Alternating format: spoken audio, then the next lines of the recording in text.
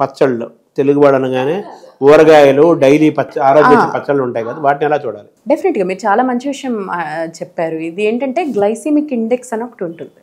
ఇప్పుడు మన ప్రతి పదార్థానికి గ్లైసిమిక్ ఇండెక్స్ అనేది క్యాల్కులేట్ చేస్తారు. ఏంటంటే ఇప్పుడు నేను ఒక 100 గ్రాములు అన్నం తిన్నాను, నా బ్లడ్ షుగర్ ఎంత పెరుగుతుంది? డెఫినెట్గా మనం ఉత్తి అన్నం తిన్నప్పుడు మన బ్లడ్ షుగర్ బాగా పెరుగుతుంది, ఎక్కువగా పెరుగుతుంది. అయితే మనం ఉత్తి అన్నం తినం కదా, అందులో ఏదో ఒకటి కలుపుకుని తింటాం కదా, కూర పప్పు ఏదో ఒకటి కలుపుకొని తింటాం కదా. సో ఈ మన ఆధారాలు కలుపుకున్నప్పుడు ఏంటంటే ఆ షుగర్ స్పైక్ అనేది కొంచెం తగ్గుతుంది.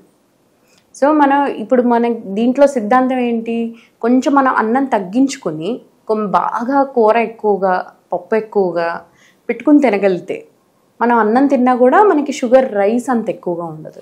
అలాగే డైలీ పచ్చళ్ళు ఉంటాయి కదా. అవును, డైలీ పచ్చళ్ళతో ఇబ్బంది ఏం లేదు. ఊరగాయలు వచ్చేసరికి మళ్ళీ మోడరేషన్లో తినడమే బెటరు. మేబీ వారానికి ఒక 2-3 సార్లు అలా తినడం వల్ల అంత డిఫరెన్స్ రాదు.